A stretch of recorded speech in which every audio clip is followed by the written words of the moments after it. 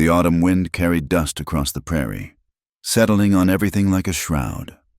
Thomas McCarty stood on the porch of his ranch house, watching the sun sink behind the distant mountains. At 42, his face bore the marks of 20 years under the harsh western sun, deep lines around his eyes, skin weathered like old leather, hands calloused from endless work. The coffee in his tin cup had gone cold an hour ago, but he kept sipping it anyway, a habit born from too many evenings with nothing else to do. Inside the house, silence reigned. The same silence that had filled these rooms for the past 5 years, ever since consumption took his brother Samuel, the last family he had left. The place wasn't much 3 rooms cobbled together from rough-hewn logs, a stone fireplace that drew poorly, windows that rattled in the wind, but it was his, carved from this unforgiving land with his own 2 hands. Thomas walked back inside, his boots echoing on the plank floor. The main room served as kitchen, dining area, and sitting room all in one. A cast-iron stove squatted in one corner, cold now in the fading light. On the rough table sat the remains of his supper beans and salt pork, the same meal he'd eaten 3 nights running. He hadn't bothered lighting the oil lamp yet, preferring the anonymity of dusk. He moved to the window, gazing out at his land. 300 acres of grassland, good for grazing. His cattle, 60 head of longhorns, were bedded down near the creek. They were hardy beasts, able to survive on scrub grass and muddy water, much like their owner.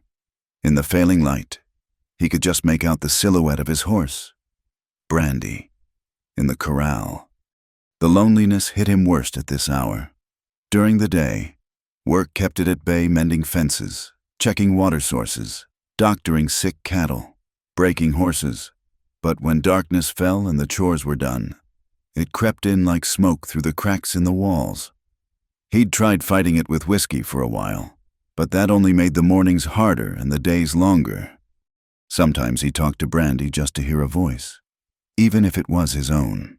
The horse was a good listener, never contradicting, never complaining, but a man couldn't build a life on conversations with livestock.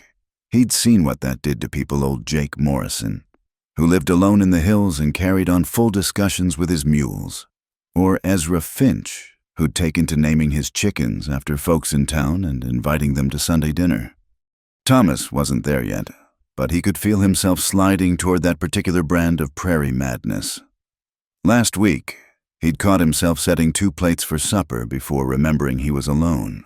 The week before, he'd woken in the night certain he'd heard Samuel calling from the barn, only to find nothing but wind and memory. Winter was coming.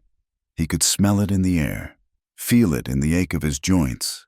The thought of another long season trapped in this house with only his thoughts for company made something twist in his chest. Last winter had nearly broken him. 5 months of snow and ice. Weeks where the nearest neighbor, 10 miles distant, might as well have been on the moon. He'd run so low on coffee that he'd boiled the same grounds 3 times, and by March, he was down to eating boiled wheat and whatever rabbits he could shoot from the porch. He pulled out a chair and sat heavily at the table. The local newspaper from Millfield, 3 weeks old now, lay folded beside his plate. He'd read it cover to cover 4 times already, even the advertisements for miracle tonics and farm equipment. His eyes fell again on a small notice in the back pages. Matrimonial news. Respectable Eastern ladies seek correspondence with honorable Western gentlemen for purposes of matrimony. Christian women of good character, many with practical skills. Write to Mrs. Adelaide Thornton's Matrimonial Bureau, Boston. He'd torn that page out 2 weeks ago, folded it, unfolded it, nearly thrown it in the fire twice. The idea seemed like foolishness, ordering a wife like you'd order seed from a catalog. But then again, what other choice did he have? The few unmarried women in Millfield were either too young, already spoken for, or had made it clear they had no interest in a weathered rancher with more debts than dreams. Thomas stood and lit the oil lamp, chasing the shadows to the corners of the room. He pulled out his ledger and reviewed the numbers again. Though he knew them by heart, the ranch was holding its own. Barely. If beef prices stayed steady and he didn't lose too many head to winter kill or wolves, he'd make enough to keep the bank satisfied, maybe even enough to fix the roof before it caved in completely. But maintaining the place alone was getting harder. His back protested every morning when he rose, and tasks that used to take an hour now took 2. He needed help, but couldn't afford to hire hands. A wife would be a partner, someone to share the load, and maybe, just maybe, someone to make this house feel less like a tomb. He thought about his parents, dead these 15 years. They'd built a life together on land just as harsh, raised 3 sons with love and laughter despite the hardships. He remembered his mother singing while she worked, his father's quiet smile when she teased him. That's what was missing here, not just another pair of hands, but life itself. The sound of someone humming, the smell of bread baking, the simple comfort of another heartbeat in the darkness. Thomas moved to the small mirror hanging by the door and studied his reflection. What would a woman see? A tall man, still strong despite his years, but worn down like everything else in this country. Gray threading through brown hair that needed cutting, eyes the color of winter sky, a face that had forgotten how to smile. Not much to offer a woman looking for romance and comfort. But he could offer other things.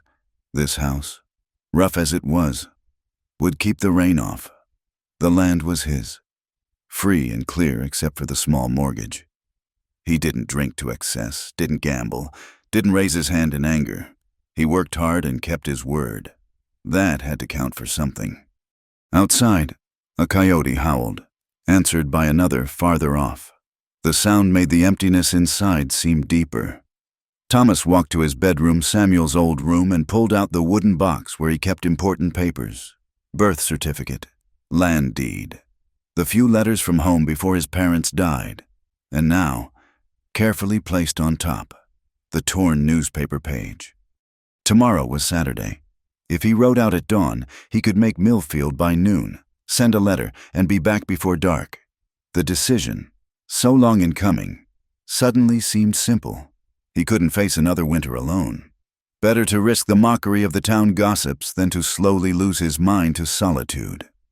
He prepared for bed with the same methodical care he brought to all tasks.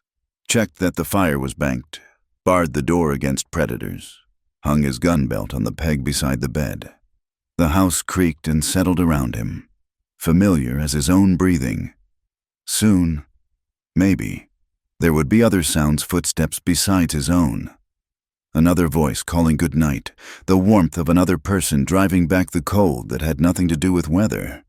Thomas lay in the darkness, staring at the ceiling beams he'd hewn and placed himself.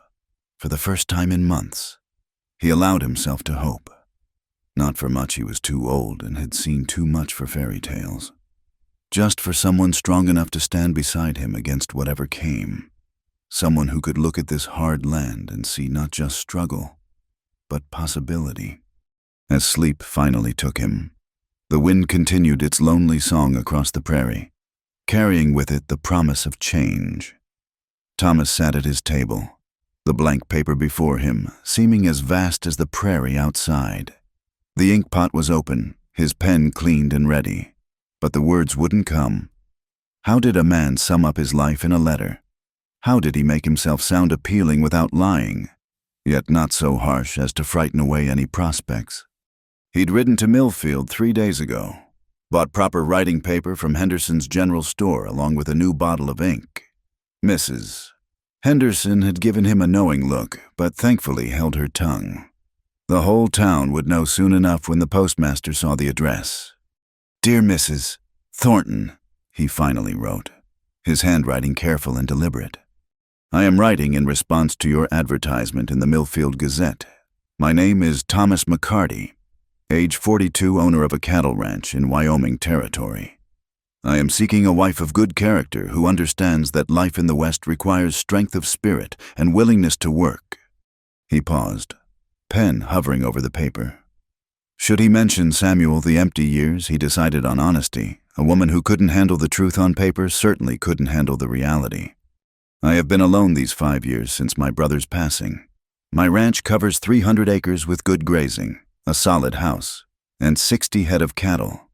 I do not promise luxury or ease, but I can offer a stable home and fair treatment. I do not drink to excess, gamble, or frequent improper establishments. I attend church when distance and weather permit. The nearest town is 10 miles distant. Winters are long and isolation complete. A woman considering this life must be prepared for hardship as well as partnership.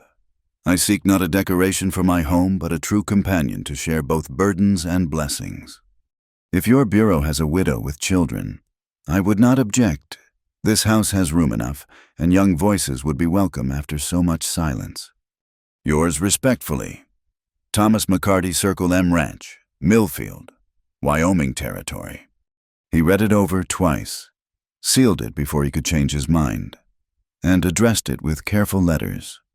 The next morning, he rode back to town and handed it to Edgar Fulton, the postmaster, ignoring the man's raised eyebrows. "Going to Boston, eh?" Edgar said, making a show of examining the address. "Mrs. Adelaide Thornton. That wouldn't be that matrimonial bureau I've been reading about." "Just send it, Edgar," Thomas said quietly, placing the required postage on the counter. "No shame in it," Edgar continued, though his smirk suggested otherwise. "Why? Jim Patterson sent away for a bride 2 years back. Got himself a fine woman from Ohio. Course, she only lasted 1 winter before heading back east."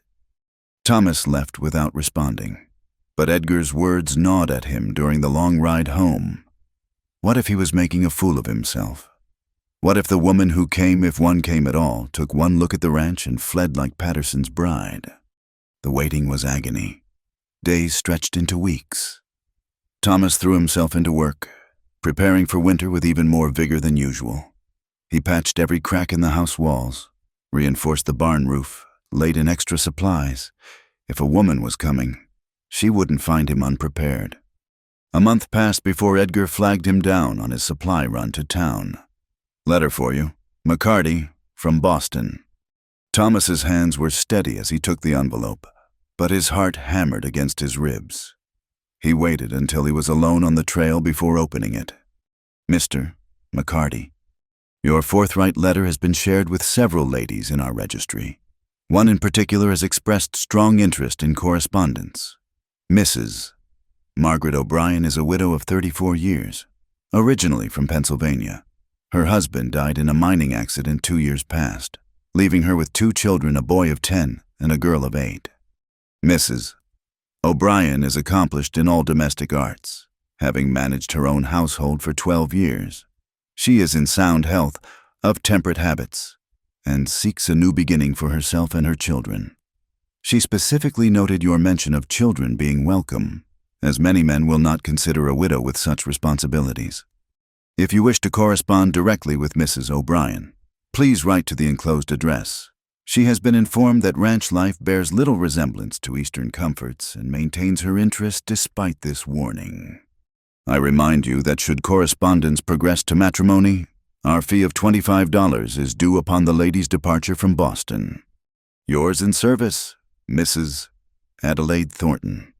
A second sheet contained a letter in different handwriting. Mr. McCarty, I hope this letter finds you well. Mrs. Thornton has shared your correspondence with me, and I feel compelled to write.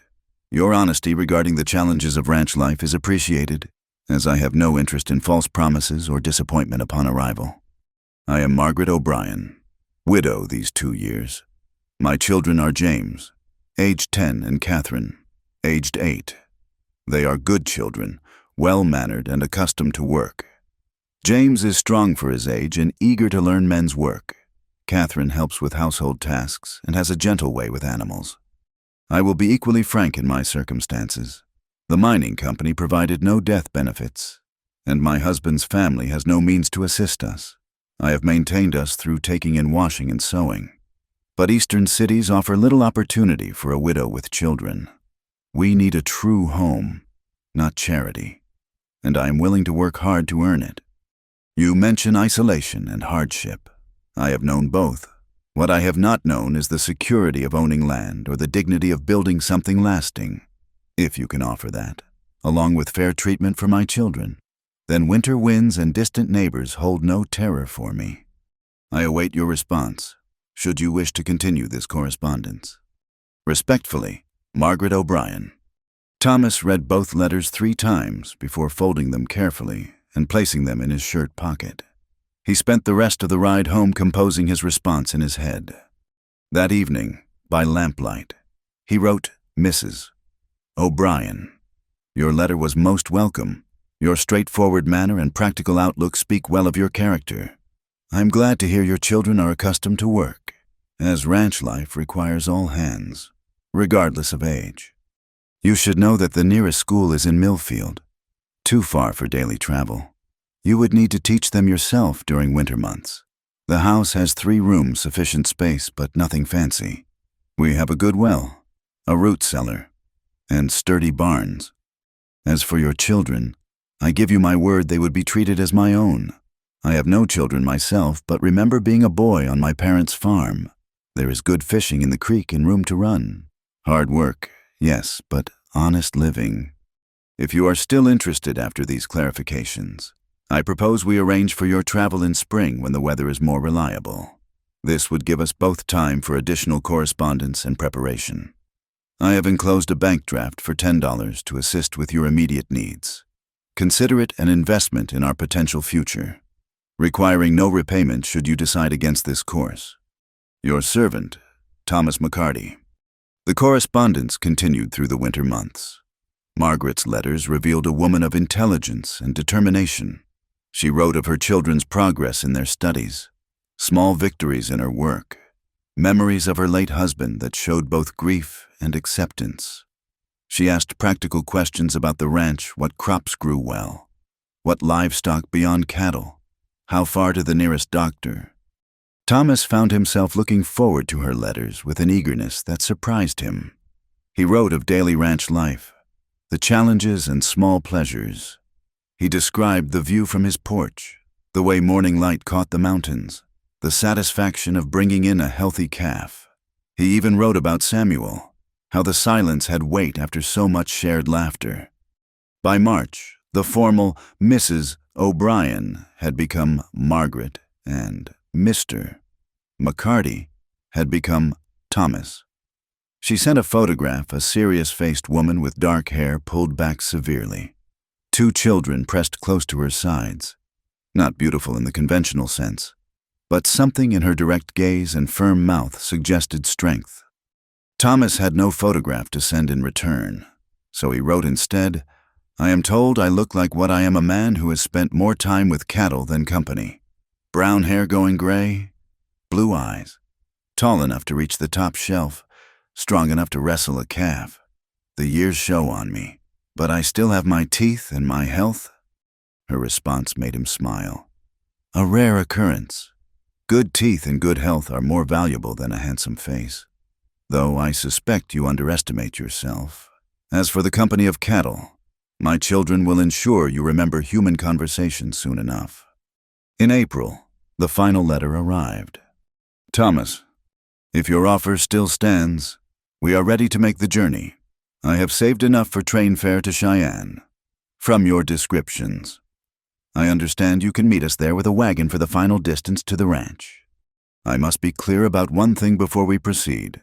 This marriage will be a true partnership in work and, God willing, in affection. But I cannot promise more than respect and loyalty at the start.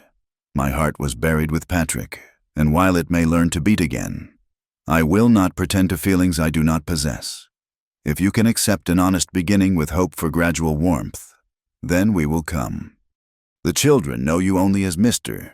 McCarty, who owns a ranch with horses and cattle. They are excited at the adventure, but do not fully understand the permanence of this change. I trust time and your patience will ease their adjustment. If you agree to these terms, send word and we will depart on the next available train. Yours in truth, Margaret. Thomas's reply was brief but heartfelt. Margaret, an honest beginning is all anyone can ask. Come when you can. I will be waiting in Cheyenne with the wagon. Look for a tall man in a brown hat holding a red handkerchief. The house is ready, such as it is. We will build the rest together. Thomas. He sent the letter along with the $25 fee to Mrs. Thornton. Then began the real preparations. There was so much to do before a woman and children arrived. So much to hope for, so much to fear. But for the first time in 5 years, the house didn't feel quite so empty. The stagecoach pulled into Millfield's Main Street in a cloud of dust and commotion. Thomas stood beside his wagon, the red handkerchief clutched in his weathered hand. Though they'd agreed to meet in Cheyenne, last-minute telegraph changes had brought them here instead, closer to home, but under the watchful eyes of every gossip in town. He spotted her immediately. Margaret O'Brien descended from the coach with careful dignity, her traveling dress dusty but neat, her dark hair still severely pulled back despite the journey. She helped her children down, first Catherine, a slight girl with her mother's dark hair and solemn eyes, then James, taller than expected, with reddish-brown hair and a wary expression that reminded Thomas of a half-wild colt. The moment stretched as they stood there, taking each other's measure while the town watched. Mrs. Henderson had abandoned all pretense of sweeping her store's entrance. Edgar Fulton pressed his face against the post office window, even Reverend. Hartley had found reason to pause his walk directly across from the stage depot. Margaret's eyes found the red handkerchief first, then traveled up to Thomas's face. He saw her quick assessment, measuring the man against the letters, finding differences and similarities. He removed his hat, feeling awkward as a schoolboy. Mrs. O'Brien. Mr. McCarty. Her voice was steady, lower than he'd imagined, with traces of Irish beneath the careful Eastern pronunciation. These are my children, James and Catherine. Ma'am? Thomas nodded to her, then crouched to the children's level. James, Miss Catherine, welcome to Wyoming territory. The boy studied him with suspicious eyes. You're the rancher, the one with horses? I am. Got a mare that just foaled too.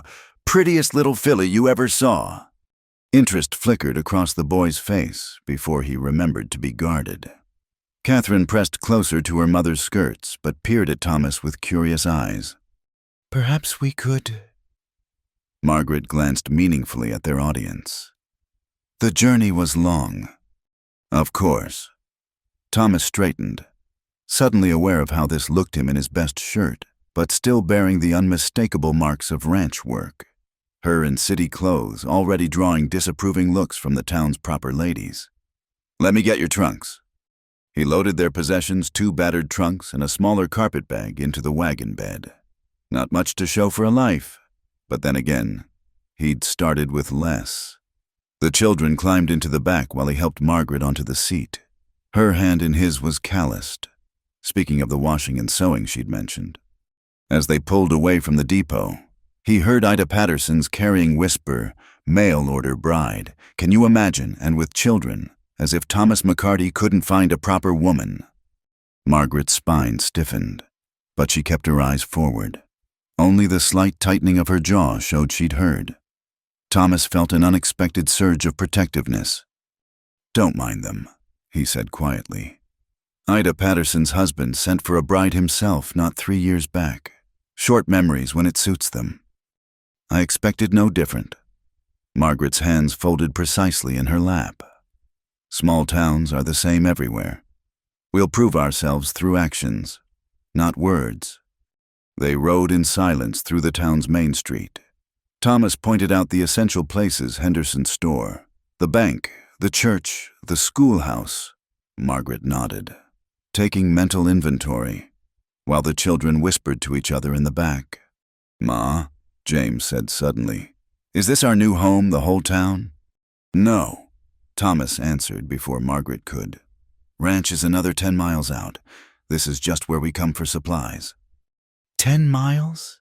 Catherine's small voice held dismay. That's far. Gives a man room to breathe, Thomas said. Room for children to run without bothering folks, too. Once they cleared the town, The landscape opened up rolling grassland, stretching to distant mountains. Sky so vast it seemed to press down on the earth. Thomas watched Margaret's face, saw her eyes widen at the sheer scale of it. "It's bigger than I imagined," she said. "This is nothing. Wait till you see it from the rise before the ranch. Can see 50 miles on a clear day." "Are there Indians?" James asked, excitement overcoming wariness. "Shoshone, mostly, peaceful enough if you leave them be. They trade sometimes good horsemen, better than most whites." The boy's eyes went wide. Catherine asked, "Are there neighbors, other children?" Thomas hesitated. "Nearest neighbor is the Jessup place, about 10 miles north. They've got boys, but they're mostly grown. Towns where you'll find other children. Come school time." He felt Margaret's glance, but kept his eyes on the road. They'd discussed the isolation in letters, but experiencing it was different. The vastness that comforted him might terrify others. "Tell us about the horses," James said, edging forward. "Ma said you have lots." Grateful for the opening, Thomas talked about his small Remuda brandy, his stallion, Belle, the mare with the new foal, the working horses. The boy's questions came faster, revealing knowledge that surprised Thomas. "Your father taught you about horses?" "Before the accident." James's voice went flat. "He kept horses for the mine. I helped sometimes." Thomas met Margaret's eyes briefly. Her small nod conveyed gratitude for his interest. He continued talking, drawing the boy out about his experience with animals. Even Catherine joined in, mentioning a cat they'd had in Pennsylvania. The sun was lowering when they topped the final rise. Thomas pulled up the team, letting them see the ranch spread below the house, small but solid against the vastness, the barn and corrals, the creek glinting gold in late afternoon light. "There it is," he said simply. "Circle M Ranch." Margaret was quiet for a long moment. "It's lovely," she said finally, and he heard truth in it. "So much sky. Sometimes too much," Thomas admitted. "Winter storms can make you feel like the last people on earth. But spring mornings, when the grass is green and the calves are playing—" He stopped, embarrassed by his own poetry. "Ma, look," Catherine pointed. "Is that the creek? Can we fish there?" "If Mr. McCarty says so." "Thomas," he corrected gently. "And yes, good trout in there. Teach you both, if you like." They descended toward the house, and Thomas's nerves returned. He'd cleaned obsessively, even bought new curtains from Henderson's, but seeing it through their eyes, he noticed every flaw: the patched roof, the weathered logs, the general bachelor neglect despite his efforts. He helped them down, carried trunks while Margaret shepherded the children inside. He watched her take it in the main room with its stove and rough furniture. The 2 bedrooms beyond, Samuel's room he'd prepared for the children, adding a curtain down the middle for privacy. "It's solid," Margaret said, running her hand along the log wall. "Well built. My brother and I raised it. Took 2 summers. He set down the trunks. I know it's not what you're used to. Mr. McCarty Thomas." She turned to face him fully. "I've lived in a tenement with walls so thin you could hear rats in the neighboring apartment. This is a palace compared to that." "Can we see the horses?" James interrupted. Thomas glanced at Margaret, who nodded. "Quick look, then help with unpacking." He led them to the corral where Belle stood with her foal. The children's delighted gasps were worth gold. Even Margaret smiled, the first real smile he'd seen from her, transforming her face entirely. "She's beautiful," Catherine breathed. "What's her name?" "Hasn't got one yet. Maybe you'd like to think on it." The girl's eyes went wide. "Really?" "Every animal needs a good name." As the children peppered him with questions, Thomas caught Margaret watching him with an unreadable expression. When their eyes met, she didn't look away. "Thank you," she said quietly, "for this welcome, for everything." "It's your home now, too, all of you." The weight of that statement settled between them. Tomorrow would bring the wedding. Simple and quick at Reverend Hartley's church. Tomorrow would bring the real beginning of their strange partnership. But for now, in the golden evening light, with children's laughter brightening the air, it was enough.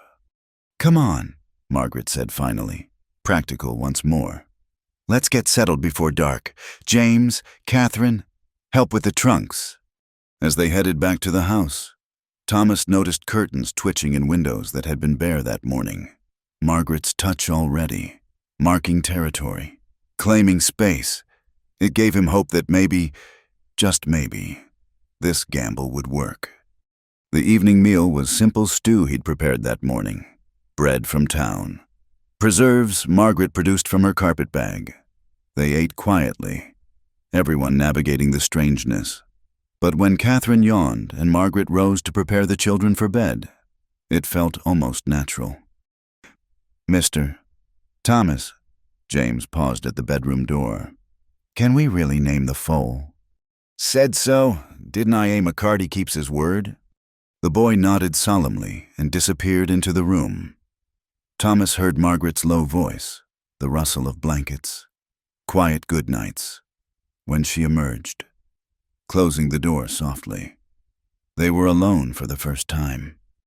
"They'll come around," she said, though he hadn't voiced his worry. "You're good with them." "They're good children. Credit to you." She moved to the window, looking out at the darkening land. "It's so quiet and so big." "Too big, sometimes. But now—" He stopped, not sure how to finish. "Now there are 4 of us," she completed. "That should help with the silence." They stood there, 2 strangers about to bind their lives together, watching night claim the prairie. Tomorrow would bring challenges enough, but tonight, with children safe in bed and the house holding warmth it had lacked for years, Thomas allowed himself to believe they might build something good on this hard land. The wagon ride back from town felt different with the weight of new vows between them. Margaret sat straighter on the seat, the simple gold band Thomas's mother's ring catching the afternoon light on her finger. The children were subdued in the back, processing the morning's quick ceremony at Reverend Hartley's church. They'd stopped first at Henderson's store for supplies. Margaret's first test as the new Mrs. McCarty. The whispers had followed them down every aisle, but she'd held her head high, selecting flour and coffee with careful deliberation. Now, 5 miles from the ranch, Thomas cleared his throat. Children did well, standing quiet through the service. "They understand the importance," Margaret replied, her voice steady despite the dust from the road. "We discussed it last night." James suddenly spoke from the wagon bed. "Ma explained everything, about how you'll be our PA now." Thomas's hands tightened on the reins. "I know I'm not your real father." "Pa's dead," the boy interrupted, his young voice matter-of-fact. "Has been for 2 years. Ma says you're our father now, legal and proper." "James," Margaret warned softly. "It's true, isn't it?" the boy persisted. "That's what the preacher said. We're a family now." Thomas pulled the wagon to a stop on the empty road. He turned on the seat to face the children properly. Catherine watched him with those solemn dark eyes, while James jutted his chin out defiantly, as if daring Thomas to deny it. "That's right," Thomas said carefully. "Legal and proper, like you said. But there's more to being a father than papers and words." "Like what?" Catherine's small voice piped up. "Like keeping you safe, teaching you what you need to know, being fair when you make mistakes." He paused, searching for the right words. "Like earning your trust instead of demanding it." Margaret's hand moved slightly on the seat between them, not quite touching his, but he felt the gesture of support. "Ma," Catherine said, "before we left, you said we had to make a promise too." Margaret's cheeks colored slightly. "Catherine?" "You said we had to promise to give Mr. Thomas a chance, to work hard and be good."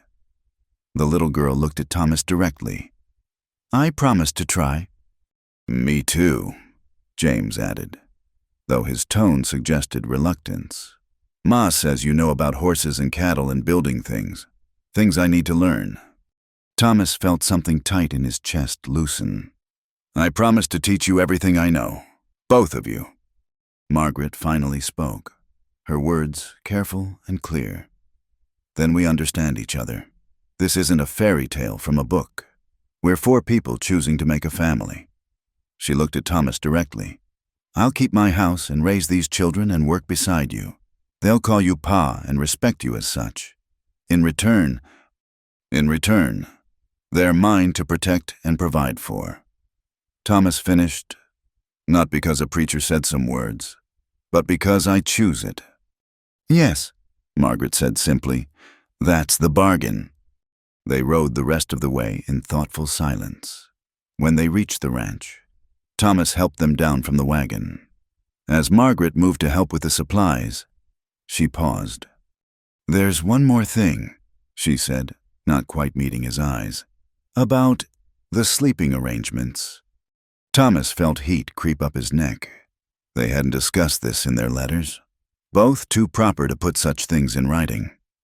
"I've been thinking on that," he said quietly, aware of the children carrying packages into the house. "Wouldn't be right to rush things. You take my room, the bed's bigger, better for a woman. I'll bunk in the main room for now." Relief flickered across her face. "That's considerate, but it's your home." "Our home," he corrected. "And I've slept in worse places, when we know each other better. When you're ready." He trailed off, embarrassed. "I appreciate your patience." Her voice was barely above a whisper. "I meant what I wrote. I can't promise feelings I don't have yet, but I am your wife now. And when the time comes—" "Ma," James called from the doorway. "Where should I put the coffee?" The moment broke. Margaret smoothed her skirts and moved toward the house, but at the door, she turned back. "Thomas, what I was trying to say." She took a breath. "I'll be a true wife to you, in all ways. But first, we need to know each other. The children need to feel secure. Can you give us that time?" "Take all the time you need," Thomas said, meaning it. "We've got years ahead, God willing." That evening, their first as a married family, felt like a careful dance. Margaret prepared supper with the supplies from town, the kitchen filling with smells that had been absent too long. Fresh bread, bacon, coffee that wasn't 3 times boiled. The children set the table without being asked, James only grumbling a little. "Tomorrow," Thomas said over the meal. "I'll need to check the fence lines. James, you could come if you like. Learn the boundaries." The boy's eyes lit up before he remembered to be cautious. "Can I ride?" "We'll see how you handle a horse first. But yes, eventually you'll need your own mount." "I can help Ma," Catherine offered. "She said we need to get the garden ready." "Garden." Thomas looked at Margaret. "If we're to eat well next winter, we need vegetables put by." Her tone was practical. "I noticed good soil by the south wall, protected from wind but gets morning sun. Samuel tried a garden there once, did well until he forgot to water it." Thomas found himself smiling at the memory. He was better with cattle than crops. "Tell us about him," Margaret said. "Your brother." Thomas rarely talked about Samuel, but something in the quiet attention of his new family made the words come easier. He told them about their journey west, building the ranch together. Samuel's terrible singing that spooked the horses, his gift for making people laugh. "He sounds nice," Catherine said when he finished. "I'm sorry he died." "So am I, little one, but he'd be glad you're all here. Samuel always said this house needed children in it." Later, after the children were in bed, Thomas and Margaret sat by the fire. He'd made up his bedroll in the corner, trying to make it look natural. She'd offered to help, but he'd waved her off. "They're good children," he said into the comfortable silence. "You've done well with them. They've had to grow up fast since Patrick died." She stared into the flames. "James, especially. Tried to be the man of the house at 8 years old. He can be a boy again here. Work, yes, but time to play too. Margaret turned to look at him. That's kind of you to say. Some men would resent raising another man's children. Some men are fools. Thomas met her gaze. Those children are part of you. I knew that when I wrote my first letter. Still, she said softly, knowing and living with it are different things. Today in town, when that woman said you were taking on damaged goods.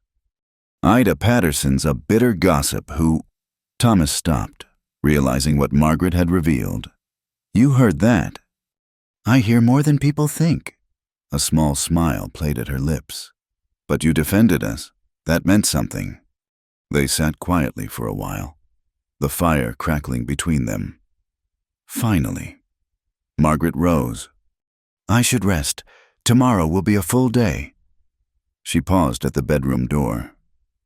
Thomas, thank you for understanding, for giving us time. Margaret, he called as she turned to go. That promise you had the children make about giving me a chance. She looked back, waiting. I'm making the same promise, to all of you. Her smile was answer enough. After she closed the door, Thomas sat alone by the dying fire, but for the first time in years, the solitude didn't ache. Somewhere in the darkness, a coyote called, but the sound seemed less lonely now. The house held breathing beside his own woman and children who'd chosen to cast their lot with his. It wasn't love yet. Maybe it would never be the desperate passion of youth, but it was something solid to build on, like the foundation stones of a good house. Trust given and received, promises made with open eyes, the choice to try. Thomas banked the fire and prepared for bed. Through the thin walls, he heard Margaret's quiet movements, the rustle of blankets, the soft murmur as she checked on the children one more time. Family sounds, home sounds. He'd told her to take all the time she needed, and he'd meant it. They had work to do first, learning each other's ways, building trust, creating a life that belonged to all four of them. The rest would come in its own time. Or it wouldn't. Either way, they'd face it together. As sleep took him, Thomas thought about the gold ring on Margaret's finger, his mother's ring finding its purpose again. Tomorrow would bring challenges teaching James to ride, helping Margaret plan her garden, facing down more town gossip. But tonight, his house was full, and that was enough. The bargain was struck, the promises made. Now came the harder part, keeping them. The first weeks passed in careful routine. Mornings began before dawn. Thomas rising from his bedroll to start the fire, and coffee before the others woke. Margaret would emerge shortly after, moving quietly about the kitchen, and soon the smell of biscuits and bacon would fill the house. The children stumbled out last, James trying to look alert while Catherine rubbed sleep from her eyes. They ate breakfast in companionable silence, each learning the other's rhythms. Thomas discovered Margaret liked her coffee black and strong, that James was grumpy before his first bite of food, that Catherine hummed little songs under her breath when she was content. After breakfast, they scattered to their tasks. Thomas and James would head out to check cattle or mend fences, the boy gradually learning to sit a horse properly. Margaret and Catherine attacked the house with purposeful energy scrubbing, organizing, making small improvements that transformed the bachelor dwelling into something warmer. It was during these working hours that the first real connections formed.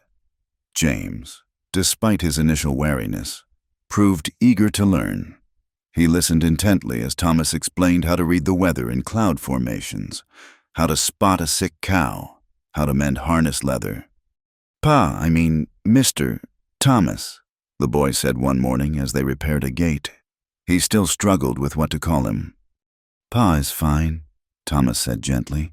We agreed on that. James nodded, concentrating on holding the board steady. Pa, then, why'd you stay out here alone so long after your brother died? Thomas considered his answer while driving in a nail. Didn't seem to be anywhere else to go. This land, this work, it's what I know. But weren't you lonely? Every day. Thomas saw no point in lying.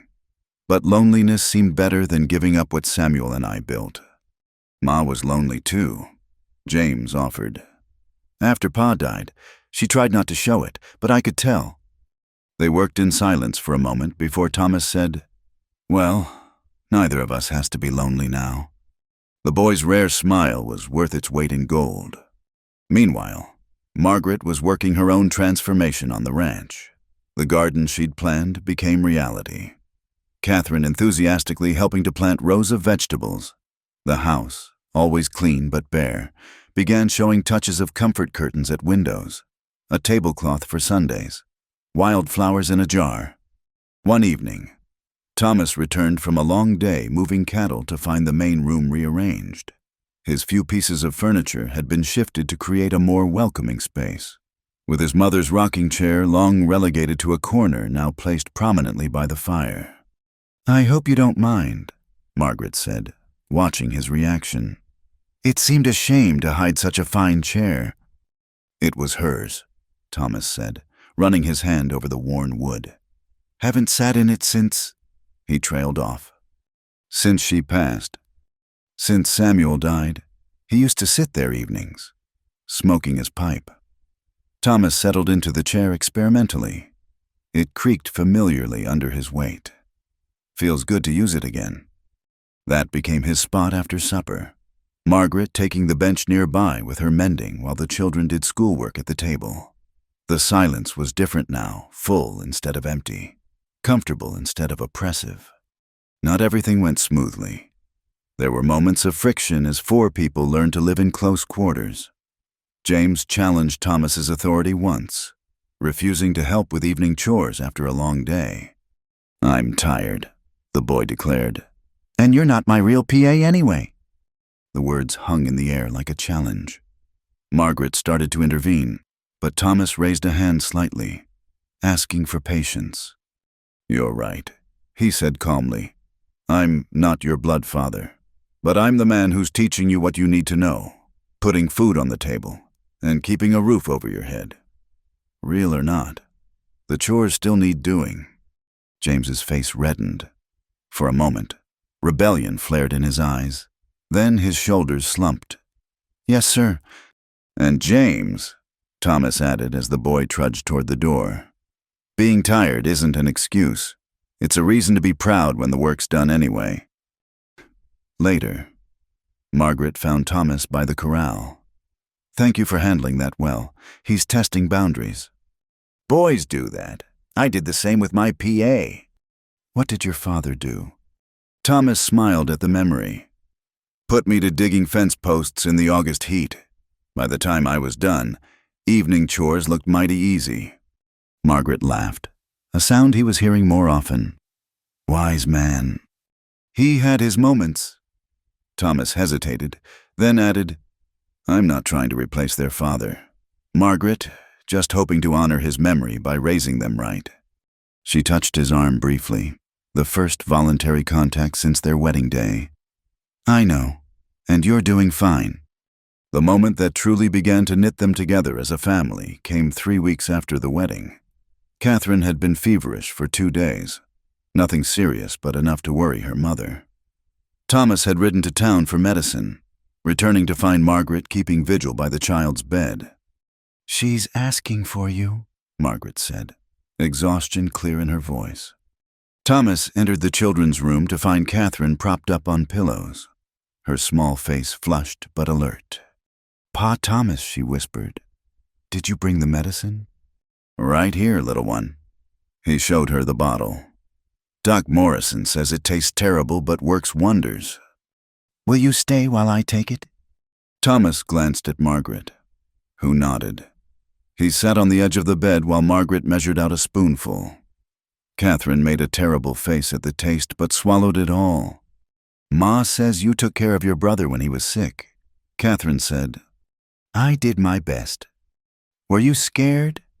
Thomas considered lying, then decided against it. Every day, when someone you care about is ill, fear's natural. "Are you scared now about me?"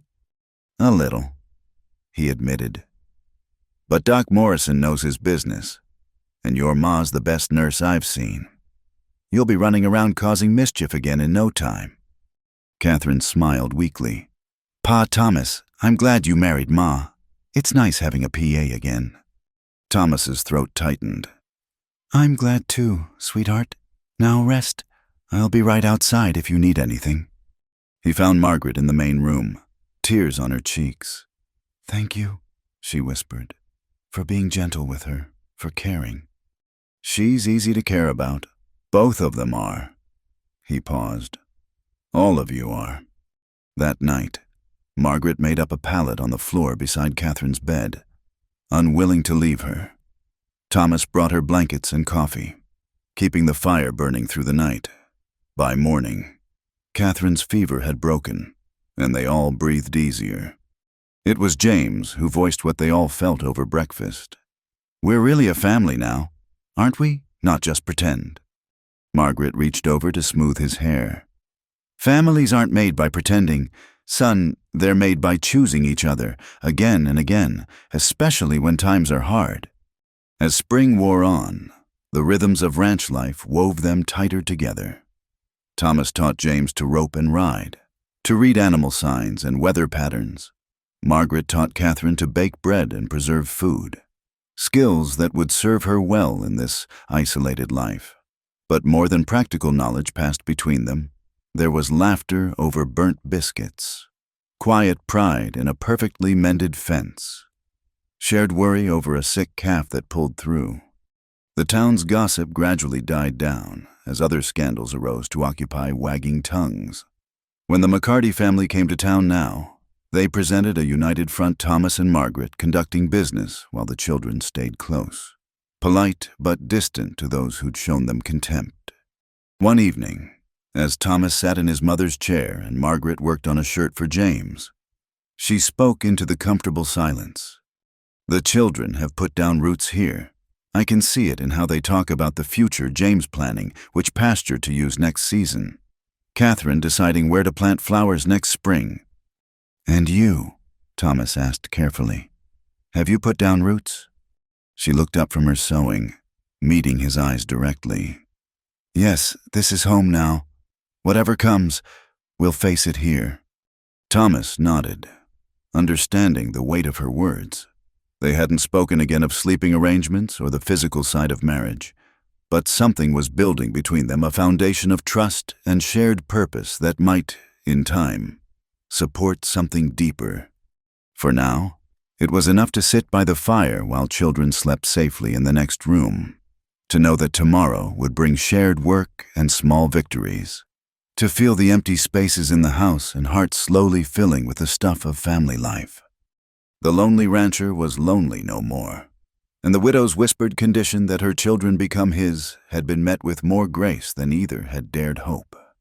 They were becoming what the certificate said they were, a family, bound not just by law but by choice, by daily kindness, by the simple act of showing up for each other when it mattered most. The trouble started with Frank Jessup's visit on a hot June morning. Thomas was teaching James to shoe a horse when their neighbor rode up, his face bearing the false smile of a man with ulterior motives. McCarty."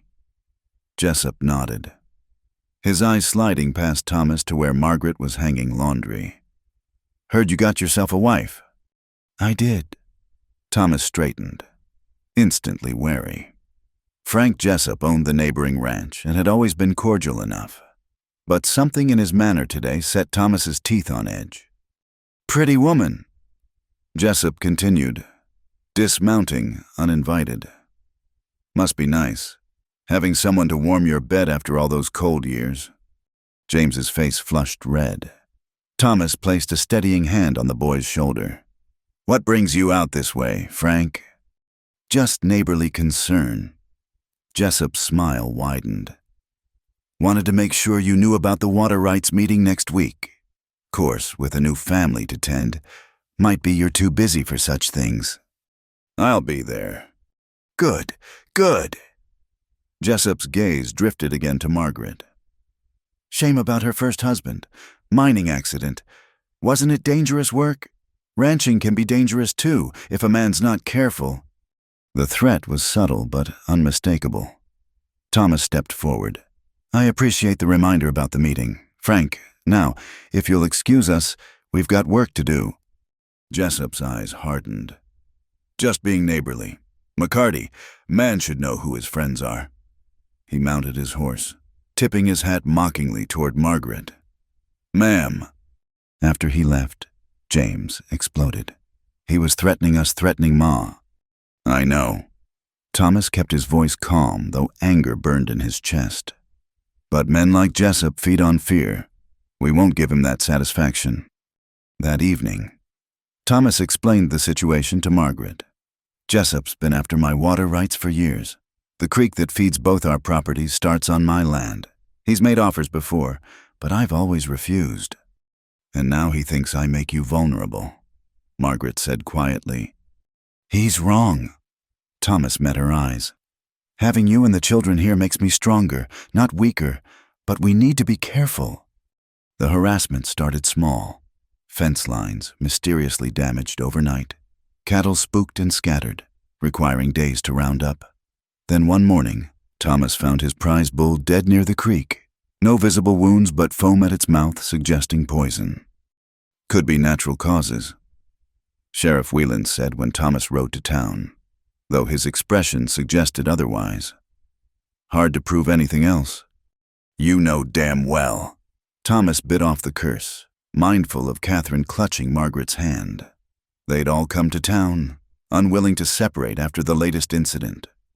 I know Jessup's a hard man, Whelan admitted. But without proof, he shrugged helplessly. That night, Margaret found Thomas cleaning his rifle by lamplight. What are you planning? Nothing foolish, but a man should be prepared to defend what's his. She sat beside him, closer than usual. The children are frightened. James wants to stand guard with you. He's too young. Tell him that he considers himself man of the family. She paused. One of the men, anyway. Despite everything, Thomas smiled. Boy's got sand. I'll give him that. Like his new father. Margaret's hand covered his briefly. We're not going to let Jessup drive us off, are we? Not while I'm breathing. The crisis came 2 weeks later. Thomas was working on the barn roof when he spotted smoke rising from the east pasture.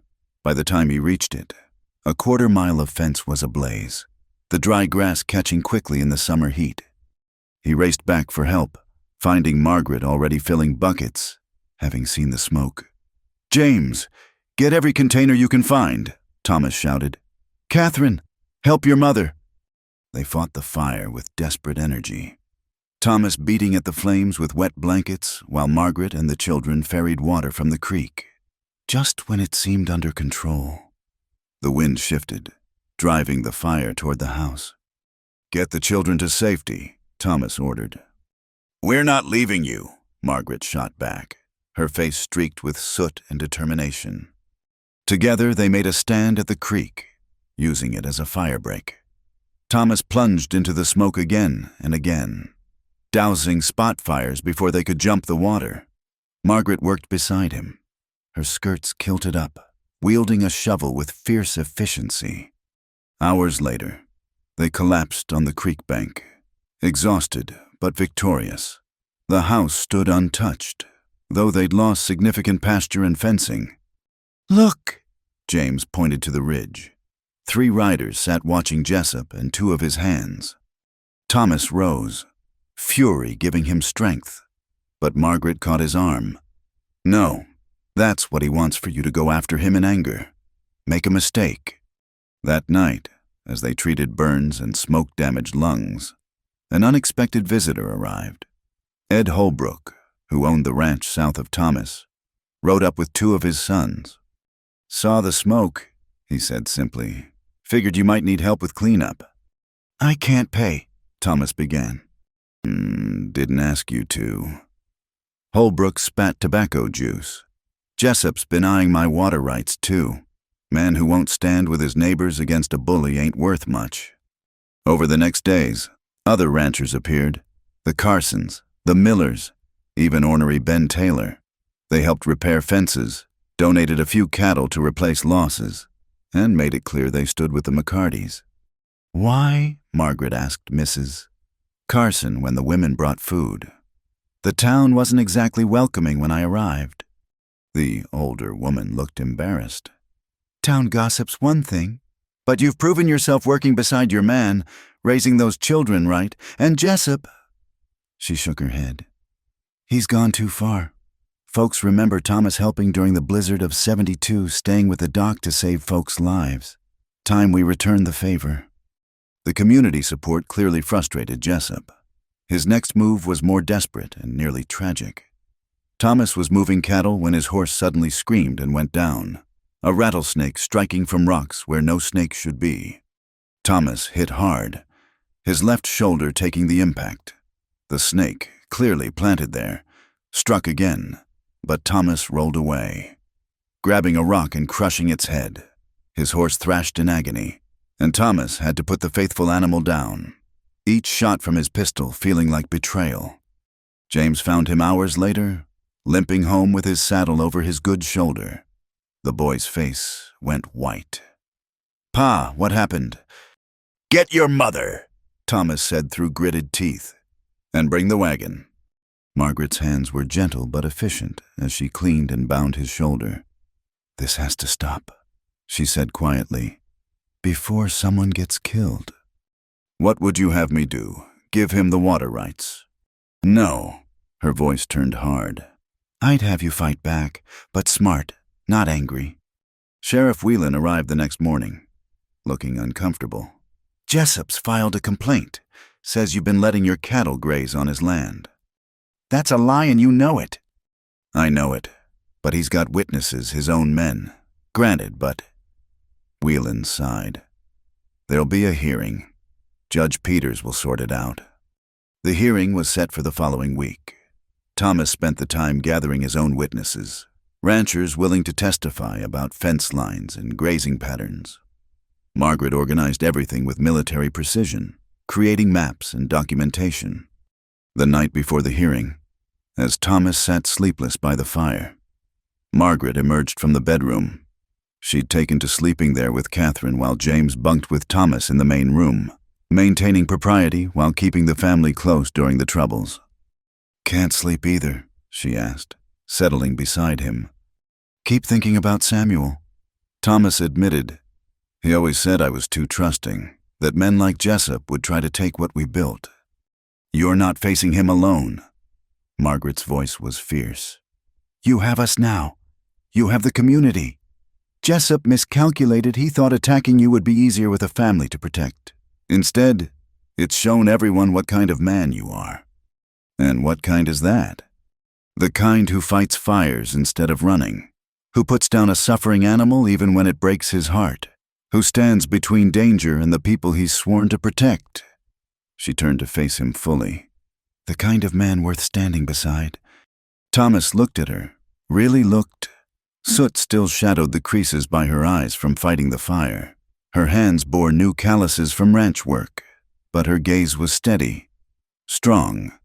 "Sure, Margaret," he began, but she placed a finger on his lips. "After the hearing," she said softly, "when this is settled and we're safe, then we'll talk about other things. For now, just know I'm not here out of desperation anymore. I'm here by choice." The hearing went better than expected. Jessup's men contradicted each other under questioning, while Thomas's witnesses, respected ranchers, all testified clearly about boundaries and Jessup's pattern of harassment. Judge Peters, a fair man who'd known Thomas's parents, ruled firmly in Thomas's favor and warned Jessup against further interference. Jessup left the courthouse with murder in his eyes, but the public nature of his defeat, combined with the unified front of the other ranchers, had defanged him. He knew any action against the McCartys now would bring immediate suspicion. That evening, the family celebrated quietly at home. The children chattered about the stupid look on Jessup's face when the judge ruled against him. Margaret prepared a special dinner with canned peaches for dessert. As night fell and the children prepared for bed, James paused at Thomas's chair. "You did it, Pa. You beat him." "We did it," Thomas corrected. All of us, together. The boy smiled a real smile, not his usual guarded expression. Yes, sir, we did. After the children were asleep, Thomas and Margaret stood on the porch, looking out at their land, scarred by fire in places, but still theirs, still whole. It's not over, Margaret said. Men like Jessup don't give up easily. No, Thomas agreed. But he knows now attacking us means attacking the whole valley. He'll think twice. And if he doesn't? Thomas turned to her. Then we'll face it, together. Margaret nodded, then surprised him by stepping closer, resting her head against his shoulder. The good one. They stood that way for a long moment. Two people who'd started as strangers, now united by shared trials and growing trust. The stars wheeled overhead, indifferent to human struggles, but in the small circle of light from their home, a family had been forged in fire, literal and figurative. Whatever came next, they would meet it not as a lonely rancher and a desperate widow, but as the McCartys, strong in their unity and fierce in their love for the life they were building together. The drought came in August, turning the grassland brown and the creek to a trickle. Thomas watched the sky each morning, searching for clouds that never came. The cattle grew thin, and the garden Margaret had tended so carefully withered despite her efforts to haul water. We'll have to sell some stock, Thomas said one evening, studying his ledger. Can't feed them all through winter if this keeps up. Margaret looked up from her mending. How many? Half, maybe more, and at drought prices. He rubbed his face. Won't get enough to cover the banknote. They'd taken a small loan in spring for seed and supplies, confident the cattle sales would cover it. Now, with Jessup's harassment having cost them valuable animals and the drought-destroying feed, the mathematics had turned cruel. We'll manage, Margaret said firmly. We always do. But as weeks passed without rain, even her optimism wavered. The well dropped lower daily. They rationed water, carefully cooking, drinking, and basic washing only. The children stopped complaining about dirty clothes when they understood the severity. One evening, Thomas returned from town with a grim expression. Banks calling in loans early. Morton says they're worried about defaults with the drought. How long do we have? 30 days. Margaret set down her knitting. How much? $200. Might as well be $2,000. They sat in heavy silence until James spoke from where he'd been doing schoolwork. What about the horses? Belle's full. She's prime stock. She's yours to name. Remember? Thomas said gently. I keep my promises. Rather lose a horse than our home, the boy said stubbornly. Catherine's eyes filled with tears. Are we going to have to leave? No, Margaret said firmly. We'll find another way. But privately, she and Thomas knew the options were few.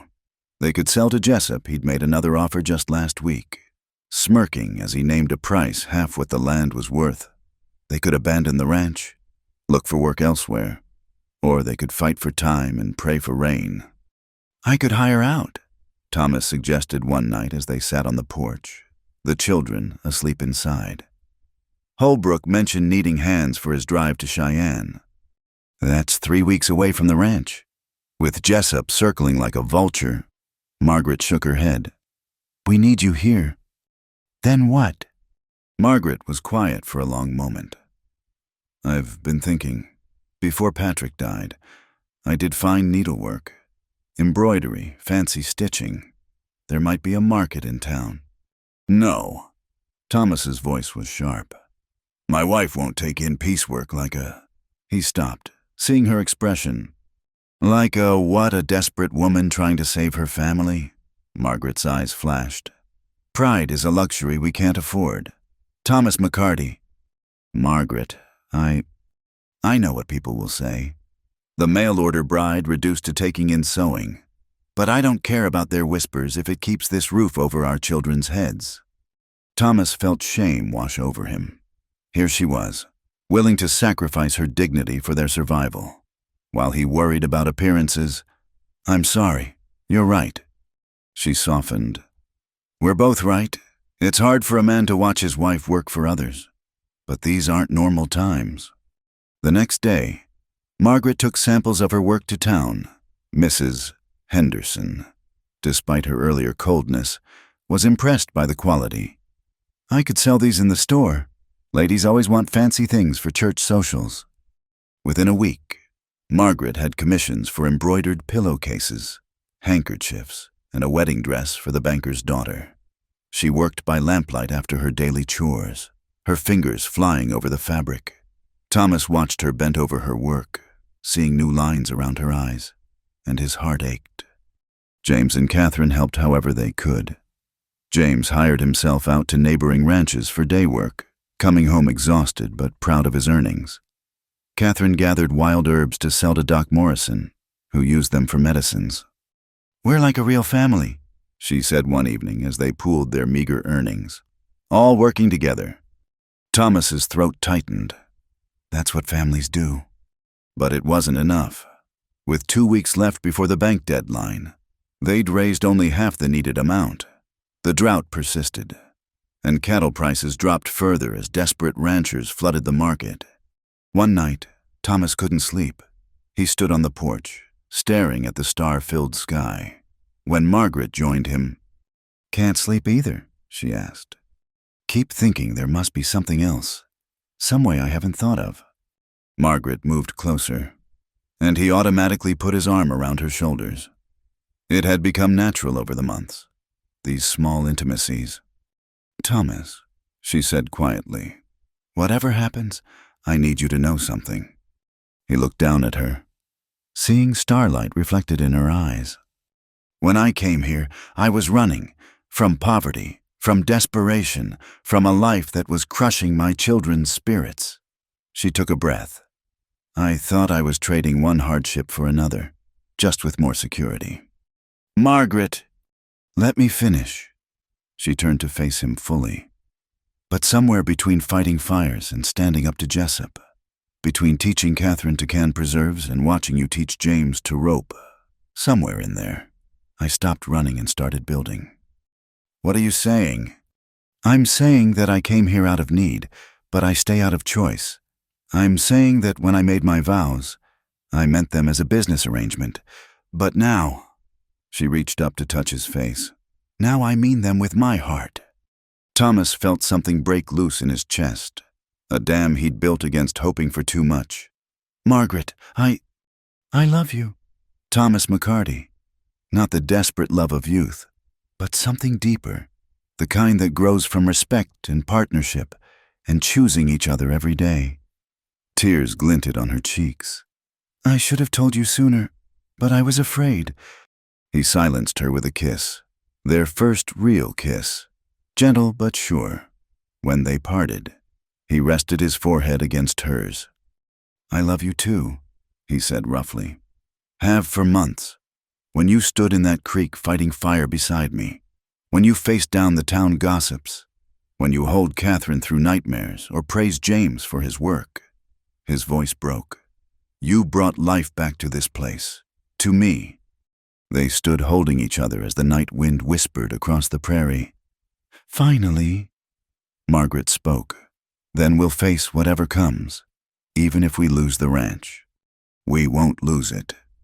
Thomas's voice held new determination. "I'll sell every head of cattle, take whatever Jessup offers for the water rights if I have to." "No," Margaret pulled back. "Not to him, not after everything." "Then what?" She was quiet for a moment. "Come to bed, Thomas. Your bed. Our bed. Tomorrow we'll figure out the rest. But tonight I want to be your wife in truth." Thomas searched her face. "Are you sure not because of the troubles?" "Because of us, because it's time." She took his hand. "Because I choose you. Thomas, all of you. The man who keeps his promises and fights for his family and still blushes when I catch him watching me." They went inside together, pausing to check on the children James sprawled across his cot. Catherine curled up with the rag doll Margaret had made her. Then they entered what would now truly be their room. Later, as they lay entwined, Margaret whispered, Whatever happens with the ranch, we have each other. We'll save it, Thomas said, holding her close. Somehow. I know. She pressed a kiss to his shoulder. Because we're not fighting alone anymore. We're fighting as one. The next morning brought a subtle but unmistakable change. The children noticed immediately the way their parents moved in sync preparing breakfast, the gentle touches, the peace that had replaced the careful distance.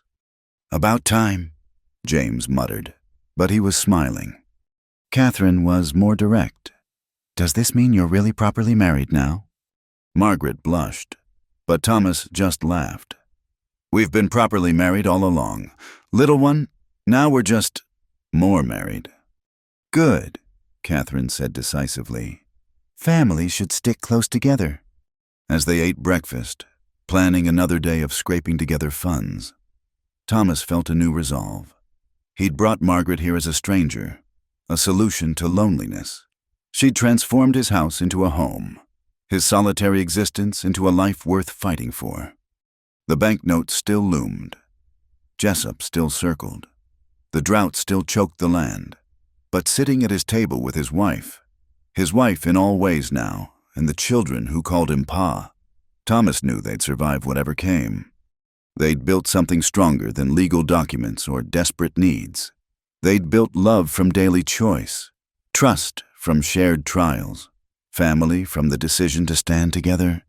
And that, Thomas thought as Margaret's hand found his under the table, was worth more than any ranch, though he'd still fight like hell to keep both. The storm arrived 3 days before the bank deadline, announced by a wall of black clouds that turned noon to twilight. Thomas stood on the porch, hardly daring to hope as the first fat raindrops struck the parched earth. Margaret emerged from the house, her eyes wide as she saw the approaching deluge. Then it hit not the gentle rain they'd prayed for, but a violent tempest. Wind howled across the prairie, driving rain horizontally. Lightning split the sky while thunder shook the house. "Get the children to the root cellar," Thomas shouted over the noise. "This could spawn twisters." Margaret didn't question. She gathered James and Catherine, who'd been watching from the window, and hurried them outside. The wind nearly knocked Catherine down, but James caught her, half carrying his sister to safety. Thomas fought his way to the barn.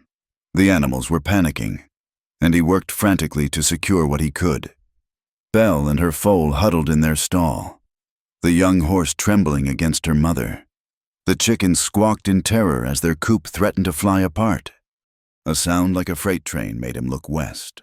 A funnel cloud danced across the prairie, still distant but moving their way.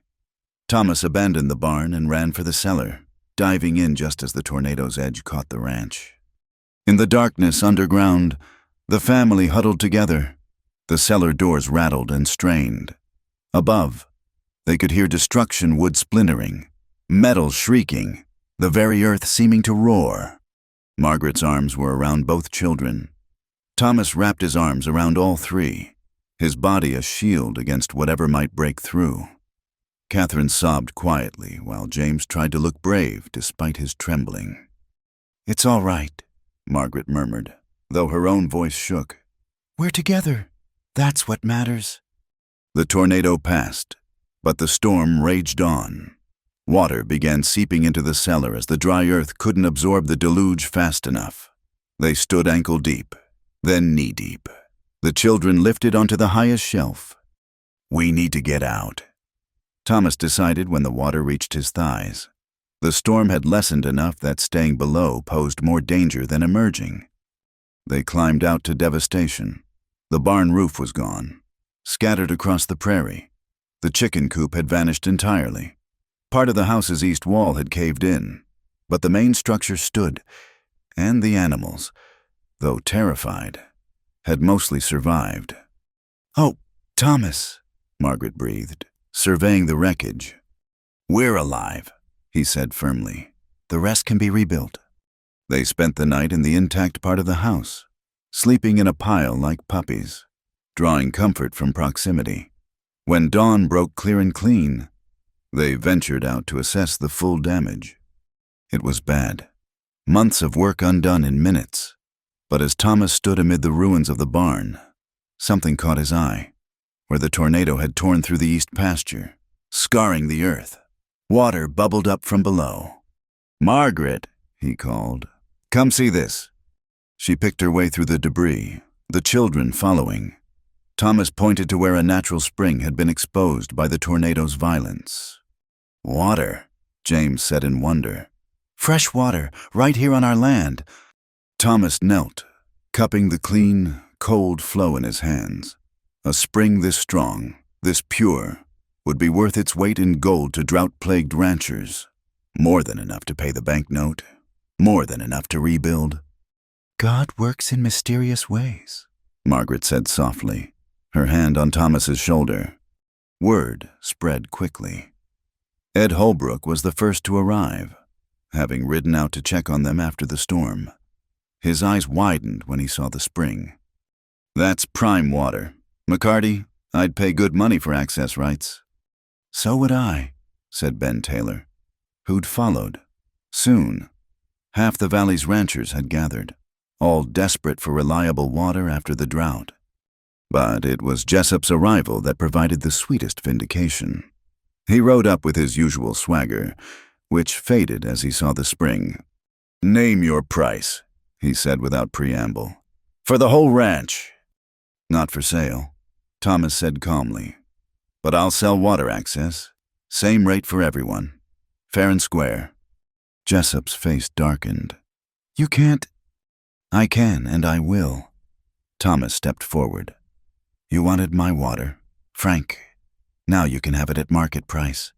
Like every other rancher. No special deals, no threats. Just business." The other ranchers nodded approval. Jessup had no choice. His own lands were as parched as anyone's. He'd pay Thomas's price or watch his cattle die. Within days, Thomas had agreements from 6 ranchers for water rights. The immediate payments cleared the banknote with money left for rebuilding. The ongoing fees would provide steady income for years to come. The community rallied to help with repairs, remembering how the McCartys had stood with them. Barn raisings were social events, and Margaret kept the workers fed while Catherine carried water and James hammered alongside the men. Funny how things work out. Holbrook mused during a break. Jessup's harassment made us all stand together. The drought made the water valuable. The tornado that could have killed you uncovered the spring, almost like it was meant to be. 3 weeks later, the ranch was better than before. The new barn was larger and stronger. The house repairs included a proper bedroom for the children and a real glass window in the kitchen, Margaret's particular joy. On a quiet Sunday afternoon, the family sat on the porch, watching clouds build on the horizon, rain clouds. Gentle ones this time. The prairie had greened seemingly overnight, and cattle grazed contentedly in the distance. "Ma," Catherine said, "tell us again about when you first came here." Margaret smiled. "I was scared," she admitted. "A widow with 2 children, meeting a stranger who'd promised to marry me. I didn't know if I was brave or foolish." "Both," Thomas said, earning a playful swat. "But mostly brave. And you kept your promise," James added, "about us being your children too." "Best promise I ever made," Thomas said, ruffling the boy's hair. "Though you 2 have cost me a fortune in food." "Pa," both children protested, laughing. As evening approached, neighbors began arriving for the monthly social Margaret had instituted. Even some townsfolk came, won over by the family's resilience and grace. Mrs.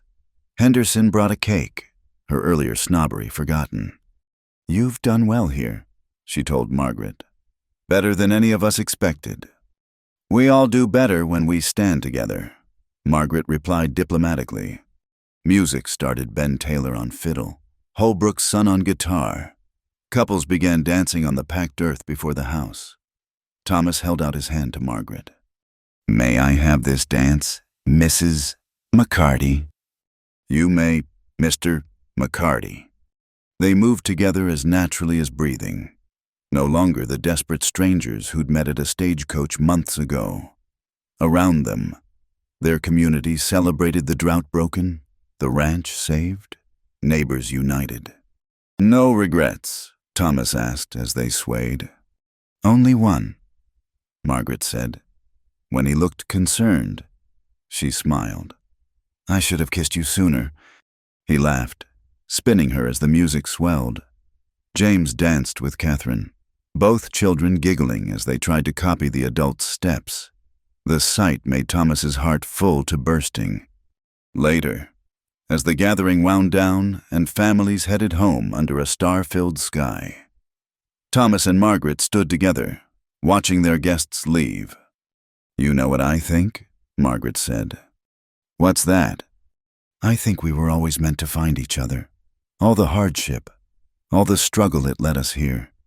She gestured to their home, their land, their children helping clean up. "This is what we were building toward, even when we didn't know it." Thomas pulled her close. "That first letter I wrote, I said I wanted a partner, not a decoration. I got so much more than I asked for." "We both did," Margaret said. "We got a family." As they headed inside, Catherine called out, "Pa, will you tell us a story before bed?" "If your mother doesn't mind." "I'll make hot milk," Margaret said. "We'll all listen." Soon they were gathered in the main room, Thomas in his mother's rocking chair with Catherine on his lap, James leaning against the arm, Margaret nearby with her mending. But she wasn't working, just holding it, content to be still. "Tell the one about the lonely rancher," Catherine requested. "Well," Thomas began, his voice taking on the rhythm of storytelling. "Once there was a rancher who lived all alone on the prairie. He had land and cattle and a good horse, but his house was too quiet and his heart was empty." As he spun their tale, transformed into something magical, for young years Margaret watched her family with quiet joy. Through the window, their new spring bubbled endlessly, a symbol of how the hardest ground could yield the sweetest water if you stood firm through the storm. They'd begun as strangers bound by necessity. They'd become a family forged by choice, and in the vast, unforgiving beauty of the western frontier, that was its own kind of miracle, as enduring as the land itself, and twice as precious. The lonely rancher was lonely no more. The desperate widow had found her home, and 2 children had gained a father who kept his promises. In the end, that was all any of them had really wanted: a place to belong, people to belong to, and the courage to claim both against all odds. Thank you for listening to this story from the Wild West. Where are you enjoying this tale from? Please share your location in the comments so we can connect with listeners around the world. Don't forget to subscribe to From Wild West channel and share your thoughts about Thomas and Margaret's journey. Your comments and experiences mean everything to us.